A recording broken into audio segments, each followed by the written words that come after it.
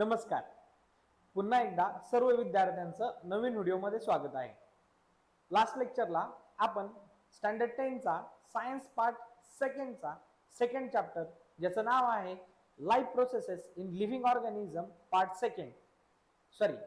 First या चॅप्टरला सुरुवात केलेली होती. हे लेक्चर नंबर सेकंड आहे. लेक्चर नंबर 1 मध्ये आपण बराच भाग कव्हर केला.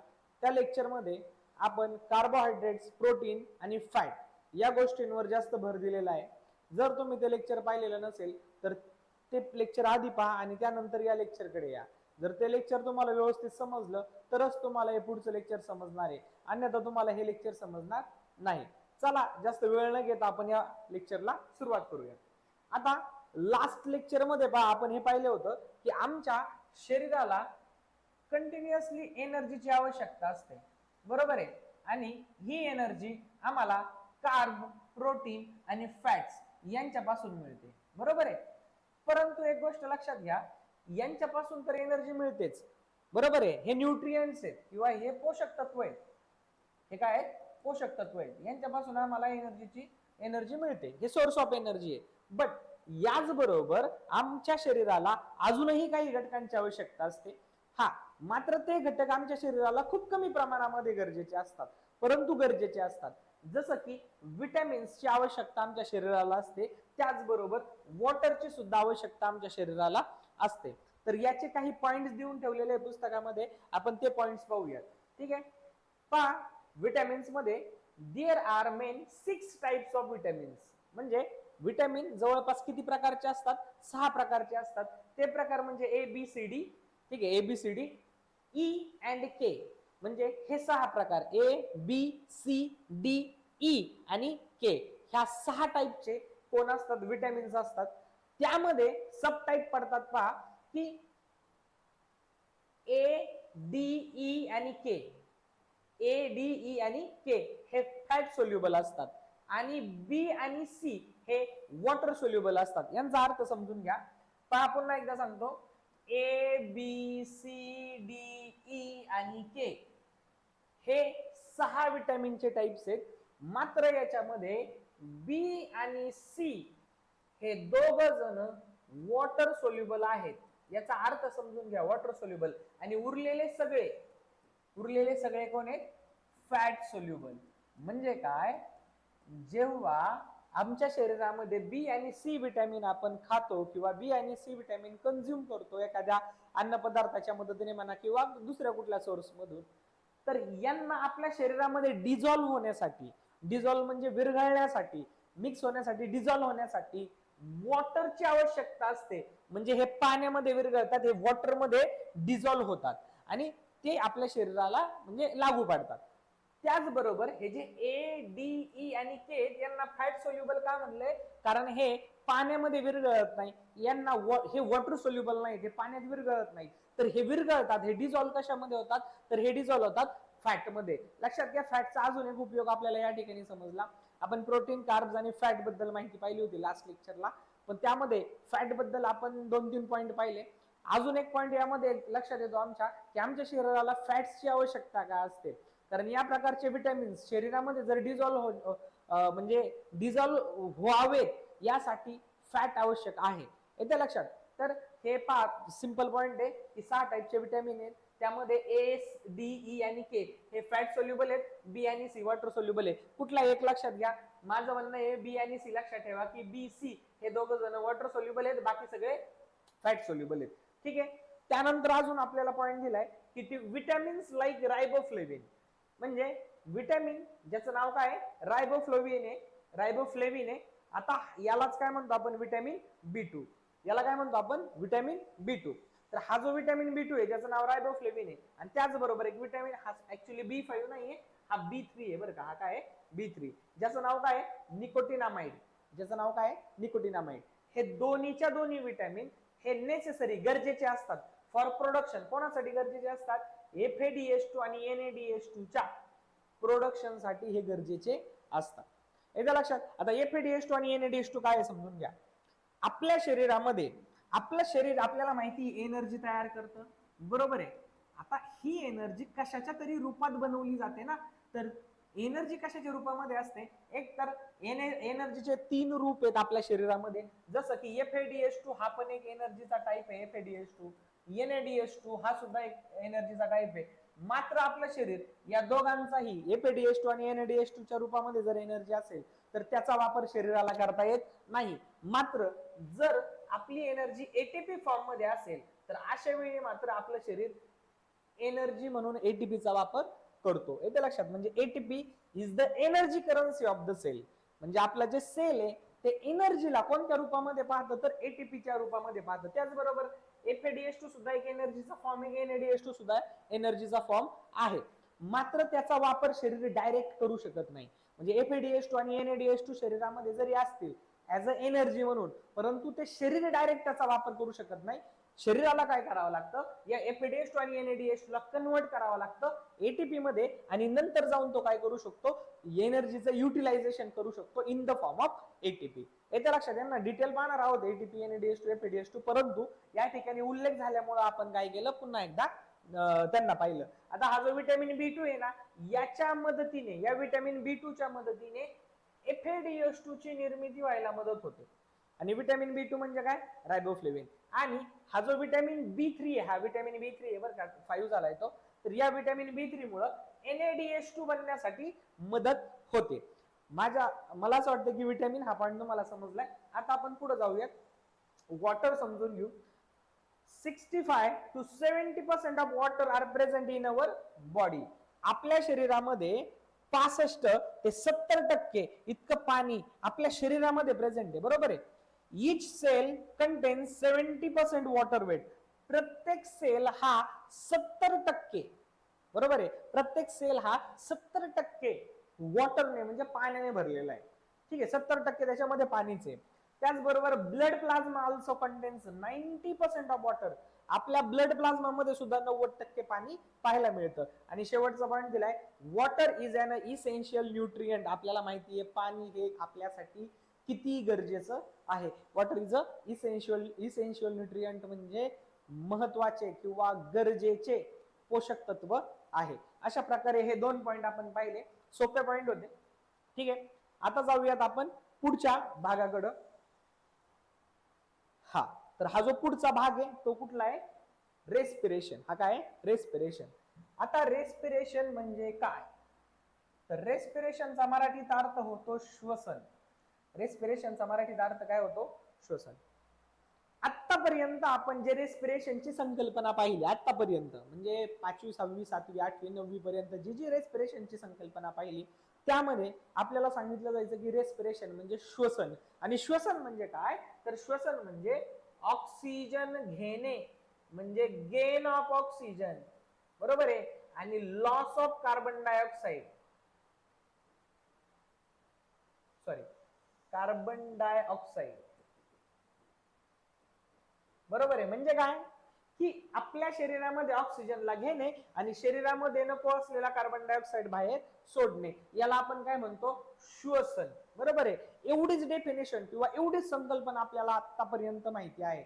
परंतु स्टँडर्ड 10 मध्ये 10वी मध्ये आल्यानंतर ऍक्च्युअल तुम्हाला श्वसनचा अर्थ समजेल, ऍक्च्युअल अर्थ समजेल की श्वसन म्हणजे फक्त इथपर्यंत लिमिटेड नाहीये, की श्वसन म्हणजे फक्त ऑक्सिजन घेणे आणि कार्बन डायऑक्साईड बाहेर टाकणे हेच नाहीये. तर ऍक्च्युअल रेस्पिरेशनचा अर्थ होतो एनर्जी प्रोडक्शन. ऍक्च्युअल रेस्पिरेशनचा अर्थ काय होतो? Energy production. एनर्जी प्रोडक्शन म्हणजे ऊर्जेची निर्मिती. ऍक्च्युअल एनर्जीचा रेस्पिरेशनचा अर्थ होतो एनर्जी प्रोडक्शन. म्हणजेच काय? रेस्पिरेशन. येतं लक्षात? ऊर्जेची निर्मिती करणं म्हणजे श्वसन, आणि या ऊर्जेची निर्मिती करण्यासाठी आम्हाला ऑक्सिजनची आवश्यकता असते. तर याला म्हणायचं श्वसन, रेस्पिरेशन. येतं लक्षात? तर चला आपण रेस्पिरेशनला समजून घेऊ डिटेल मध्ये. आता आपण महत्वाचा पॉइंट किंवा आपण म्हणू की आपल्या पुस्तकामध्ये एक डायग्राम आहे ह्यूमन रेस्पिरेटरी सिस्टीमची. ही पेपरला विचारली जाऊ शकते किंवा पेपरला विचारली जाते. आणि ही कशी विचारली जाते? ही कशी विचारली जाणार? तुम्हाला डायग्राम दिली जाणार आणि याची जी नाव आहे ती ब्लँक ठेवली जाणार. यासाठी आपण इथून सुरुवात करूयात. हा जो आपला नाकाचा आतला भाग आहे ना, कॅव्हिटी म्हणतो याला. कॅव्हिटी म्हणजे मोकळी जागा. याला म्हणतात नेझल कॅव्हिटी. याला काय म्हणतात? नेझल कॅव्हिटी किंवा नोझल कॅव्हिटी. ठीक आहे, नोझल कॅव्हिटी म्हणू आपण, नेझल कॅव्हिटी म्हणा. त्यानंतर हा जो नाकाचा हावाला भाग आहे आपला समोरचा, याला म्हणतात नॉस्ट्रिल. ठीक आहे, तोंडाचा हा आतला भाग आहे, पोकळ भाग आहे, याला म्हणतात ओरल कॅव्हिटी. ठीक आहे, आणि इथं घसा जो असतो ना आपला, हा बॅक इथला घसा, हा म्हणजे काय आहे, फॅरिंग्स आहे. आणि त्याच्या खाली या ठिकाणचा हा जो भाग आहे हावाला, ठीक आहे, इथला, इथं जो वरती उभारलेला दिसतो तो म्हणजे लॅरिंग्स आहे. तो काय आहे, लॅरिंग्स आहे. आणि त्याच्या खाली जर आलं तर हे जर तुम्ही पाहिलं, एक पाईप सारखा भाग दिसतोय, मराठीमध्ये याला श्वसन नलिका म्हणतात आणि इंग्लिशमध्ये आपण याला म्हणतो ट्रॅकिया. आणि अजून एक याचं नाव आहे वाइंड पाईप म्हणतो याला, वाइंड पाईप. ठीक आहे, म्हणजेच काय, ट्रॅकिया. आणि हा ट्रॅकिया खाली आल्यानंतर तुम्ही जर नीट पाहिलं तर याचे दोन ब्रांच बनतात. एक ब्रांच या लंग्स मध्ये जाते आणि एक ब्रांच या लंग्स मध्ये जाते. याच ब्रांचला आपण म्हणतो ब्रॉन्कस. याच ब्रांचला काय म्हणतो आपण, ब्रॉन्कस. जी ब्रांच राईट लंग मध्ये जाते त्याला म्हणतो राईट मेन ब्रॉन्कस, आणि जी लेफ्ट मध्ये जाते त्याला म्हणतो लेफ्ट मेन ब्रॉन्कस. येतं लक्षात. त्याचबरोबर खाली हा तुम्हाला माहिती, हा तर माहिती, हा काय आहे, लंग्स आहे. हा काय आहे, लंग्स. हा राईट लंग आहे, हा लेफ्ट लंग आहे. आणि याच्या खाली जर तुम्ही पाहिलं तर हा सपोर्ट करण्यासाठी एक अवयव दिसतोय, तर याला आपण म्हणतो डायफ्रॅम. याला काय म्हणतो, डायफ्रॅम. येतं लक्षात. तर अशा प्रकारची ही जी आपली ह्युमन रेस्पिरेटरी सिस्टीम आहे ती आहे. हिची नावं अशा प्रकारची. पुन्हा एकदा रिपीट करू आपण, पहा, सोपं आहे. हा जो नाकाचा मोकळा भाग आहे त्याला नेझल कॅव्हिटी म्हणतात. खाली जे नाक आहे त्याला नॉस्ट्री म्हणतात. तोंडाची जी आतली मोकळी बाजू जागा आहे त्याला ओरल कॅव्हिटी म्हणतात. घसा जो आहे त्याला फॅरिंग्स म्हणतात. त्याच्या खाली साऊंड बॉक्स लॅरिंग्स म्हणतात. हा जो पाईप आहे याला वाइंड पाईप म्हणजे ट्रॅकिया म्हणतात. त्याच्या खाली इकडे एक ब्रांच गेली, इकडे एक ब्रांच गेली. राईटला जी ब्रांच गेली त्याला राईट मेन ब्रॉन्कस म्हणतात. लेफ्टला जी ब्रांच गेली त्याला लेफ्ट मेन ब्रॉन्कस म्हणतात. त्याचबरोबर या ठिकाणी राईट लंग आहे, या ठिकाणी लेफ्ट लंग आहे. आणि याचा जो खालचा बेस आहे, जो आपल्या लंग्सला सपोर्ट करतोय त्याला डायफ्रॅम. अशा प्रकारे यांची नावं आहेत. ही महत्वाची आहेत कारण ही पेपरला विचारली जाऊ शकतात. जर विचारली तर 2 मार्काला जर विचारलं तर 4 अशा प्रकारचे रकाने देतील मोकळे, तुम्हाला 4 रकाने देतील. येते लक्षात. आणि जर 3 मार्काला विचारली तुम्हाला तर साधारण 6 रकाने देऊ शकतात. आणि इतका सोपा प्रश्न आहे 3 मार्कासाठी, म्हणजे याच्यापेक्षा सोपा प्रश्न काय असायला पाहिजे. ठीक आहे, तर ही झाली ह्युमन रेस्पिरेटरी सिस्टीम जी आपल्याला पुस्तकामध्ये देऊन ठेवलेली आहे. त्यानंतर आता रेस्पिरेशनचा एक फ्लो चार्ट पाहणार आहे, ज्यामध्ये आपण सगळ्या रेस्पिरेशन म्हणजे कशा कशा प्रकारे रेस्पिरेशनचे टाइप्स पडतात किंवा ऍक्च्युअल रेस्पिरेशन कसं आहे या ठिकाणी आपल्याला या चार्ट मध्ये लक्षात येतं. बघा, रेस्पिरेशन आहे ना 2 लेवलला होतं. एक बॉडी लेवल रेस्पिरेशन, एक बॉडी लेवल रेस्पिरेशन आणि एक सेल्युलर लेवल रेस्पिरेशन. आता बॉडी लेवल रेस्पिरेशन कशाला म्हणायचं आणि सेल्युलर लेवल रेस्पिरेशन कशाला म्हणायचं, मी सिंपल गोष्ट सांगतो. बघा, बॉडी लेवल रेस्पिरेशन म्हणजे आतापर्यंत शिकत आलो आपण तो भाग, म्हणजे ऑक्सिजन गेन करणं, ऑक्सिजन गेन करणं आणि loss of CO2. Gain of oxygen and loss of CO2 म्हणजे बॉडी लेवल रेस्पिरेशन. नाकाच्या द्वारे ऑक्सिजन आत घेणे, लंग्स मध्ये घेणे आणि नाकाच्याच वाटे कार्बन डायऑक्साइडला बाहेर टाकणे, याला आपण म्हणतो बॉडी लेवल रेस्पिरेशन. ही झाली बॉडी लेवल रेस्पिरेशन. येते लक्षात. आता पुढं सेल्युलर लेवल रेस्पिरेशन काय. आता रेस्पिरेशनचा जो दुसरा पार्ट आहे तो सेल्युलर लेवल रेस्पिरेशन आहे. तो काय समजून घ्या. हा सेल्युलर लेवल रेस्पिरेशन असा आहे की आपण जे कार्बोहायड्रेट्स खातो, जे कार्ब्स खातो, डायजेस्टिव्ह सिस्टीम त्याला पचवते आणि काय बनवते रे, त्याचं ग्लुकोज. हे समजून घ्या, हे खूप महत्वाचं आहे. कार्ब्स खाल्ल्यानंतर डायजेस्टिव्ह सिस्टीम त्याचं रूपांतर ग्लुकोज मध्ये करते. हा ग्लुकोज ब्लडच्या मदतीने म्हणजे सर्क्युलेटरी सिस्टीमच्या मदतीने हा सगळ्या सेल पर्यंत पाठवला जातो. कुठं पाठवला जातो, प्रत्येक सेल पर्यंत पाठवला जातो. या सेल मध्ये या ग्लुकोजचं ब्रेकडाऊन केलं जातं, म्हणजे या ग्लुकोजला तोडलं जातं आणि वेगवेगळ्या प्रकारामधून याचं ट्रान्सफॉर्मेशन होत चालतं. येते लक्षात. या ग्लुकोजचं ब्रेकडाऊन केलं जातं आणि वेगवेगळ्या भागामध्ये याचं रूपांतर करत करत जातात आणि शेवटी सगळ्यात शेवटी याचं रूपांतर केलं जातं एटीपी मध्ये.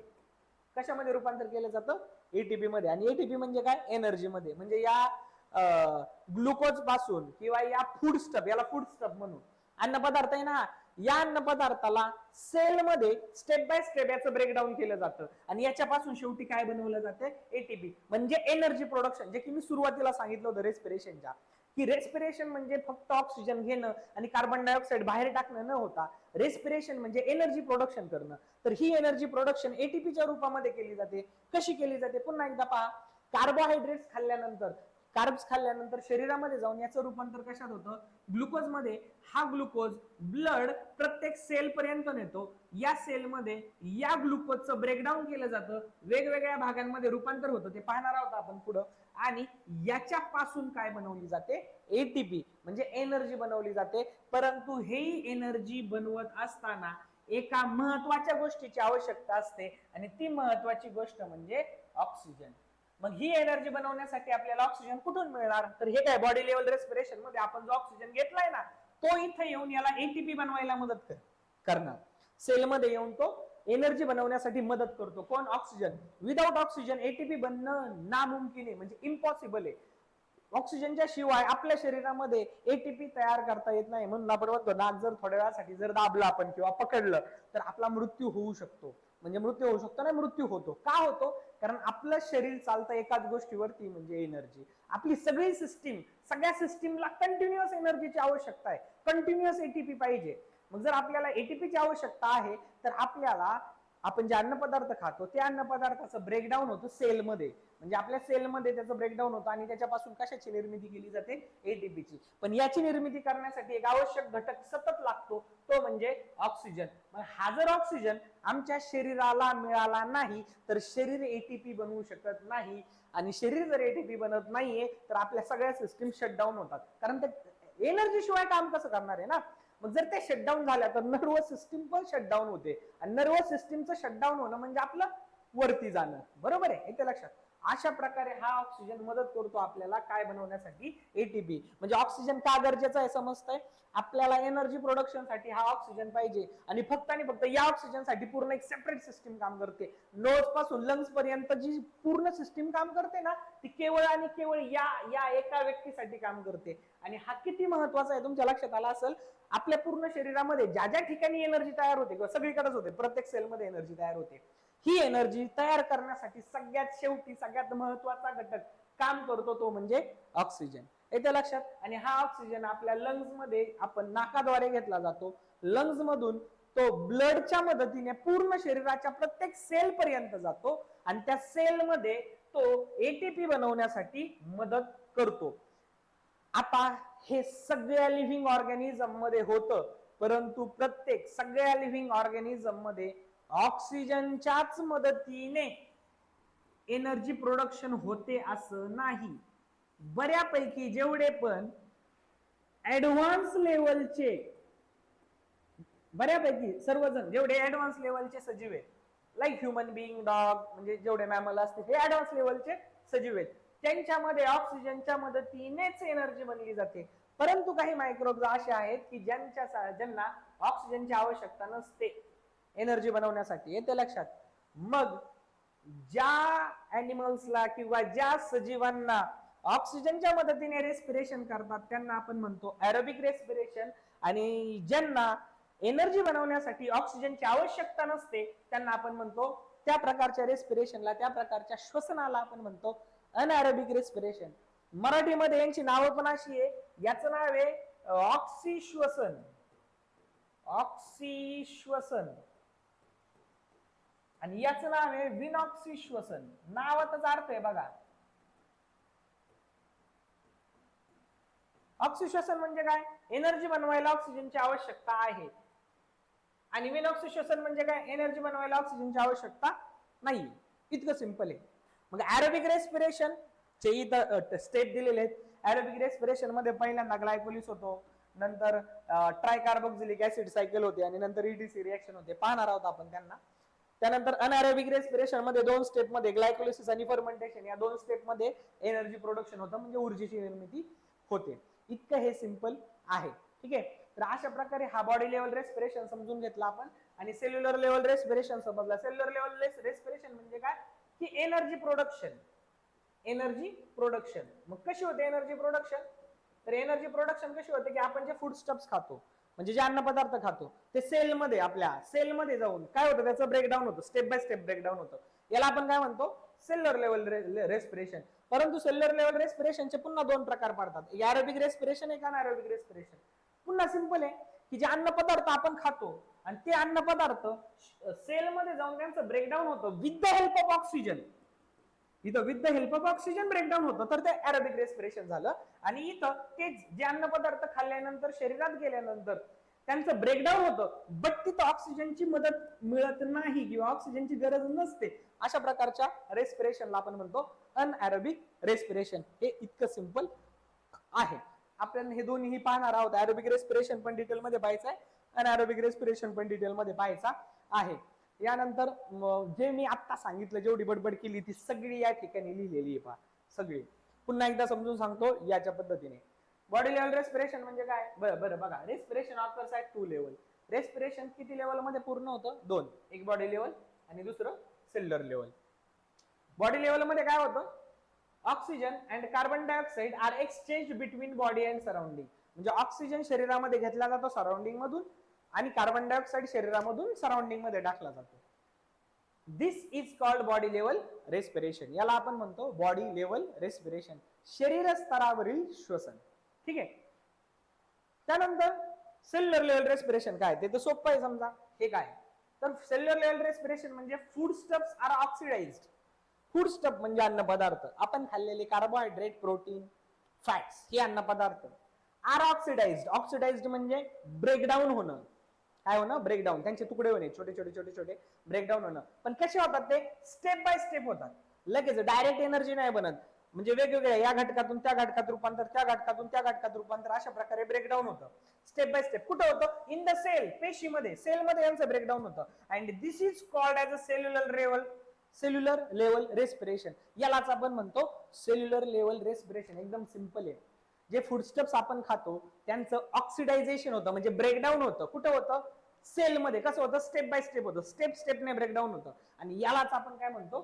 सेल्युलर लेवल रेस्पिरेशन असं म्हणतो. आणि याचे दोन टाइप्स आहेत, मगाशी सांगितलं. एक एरोबिक रेस्पिरेशन आहे, सेम डेफिनेशन आहे. ही जर लक्षात ठेवली ना तर ऍज इट इज ह्या दोन्ही पण लक्षात राहतात. म्हणजे याच डेफिनेशन मध्ये तुम्ही with the help of oxygen टाकला तर एरोबिक रेस्पिरेशनची डेफिनेशन म्हणते.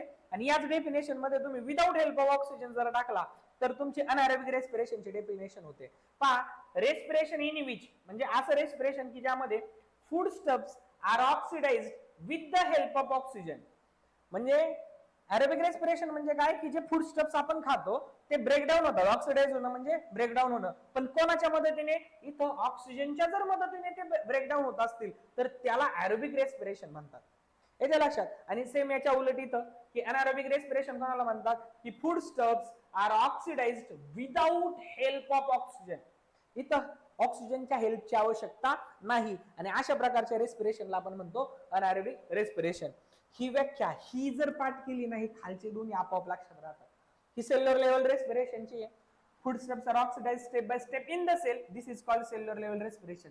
जर एरोबिक ची विचारली तर सेम लिहा. Food stuffs are oxidised step by step in the cell with the help of, याच्या पुढे लावा, with the help of oxygen.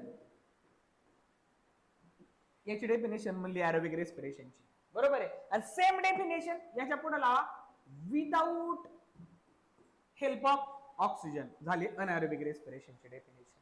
इतकं हे इझी आहे. मला वाटतं हे लेक्चर तुम्हाला व्यवस्थित समजलेलं असेल. या लेक्चर मध्ये आपण विटॅमिन्स पाहिले, वॉटर पाहिला, विटॅमिन्सचे 6 टाईप पाहिले, A B C D E आणि के पाहिला. त्यामध्ये बी आणि सी हे वॉटर सोल्युबल आहेत. ए डी ई आणि के हे 4 फॅट सोल्युबल आहेत. बरोबर आहे. हे पाहिलं. याच्यानंतर आपण पाहिला विटॅमिन B2 ज्याला रायबोफ्लेविन म्हणतात आणि विटॅमिन B3 ज्याला निकोटिनामाइड म्हणतात. तर विटॅमिन B2 जो आहे रायबोफ्लेविन तो मदत करतो आपल्याला FADH2 बनवण्यासाठी. आणि विटॅमिन B3 ज्याचं नाव आहे निकोटिनामाइड तो मदत करतो आपल्याला विटॅमिन B3 बनवण्यासाठी. बरोबर आहे. त्यानंतर वॉटर पाहिलं. वॉटर मध्ये महत्वाचे काही घटक आहेत पर्सेंटेजचे, ते तुम्ही पुन्हा एकदा व्हिडिओ मध्ये रिवाइज करून पाहू शकता. त्यानंतर आपण पाहिलं की रेस्पिरेशनचे 2 टाईप पाहिले. एक पाहिला रेस्पिरेशन दोन याच्यामध्ये डिवाइड होतो. एक म्हणजे body level respiration. Body level respiration म्हणजे काय? तर हे काय इथे oxygen and carbon dioxide are exchange between body and surrounding. This process is called as a body level respiration. ठीक आहे. आणि सेल्युलर लेवल रेस्पिरेशन पाहिलं, जस्टच झालाय हा पॉईंट. सेल्युलर लेवल रेस्पिरेशन म्हणजे काय, food stuffs are oxidised in the cell step by step in the cell, it is called as a काय, cellular level respiration. आणि ॲरोबिक रेस्पिरेशनची डेफिनेशन आणि अनॲरोबिक रेस्पिरेशनची डेफिनेशन सेम. फक्त ॲरोबिक रेस्पिरेशन म्हणजे काय, तर with the help of oxygen, ऑक्सिजनच्या मदतीने फूड स्टफ्स ब्रेकडाऊन होतात, त्याला म्हणतो आपण ॲरोबिक रेस्पिरेशन. आणि विदाउट हेल्प ऑफ ऑक्सिजन म्हणजे ऑक्सिजनच्या मदतीशिवाय अन्न काय होतं, म्हणजे अन्न घटक ब्रेकडाऊन होतात, याला आपण म्हणतो अनॲरोबिक रेस्पिरेशन.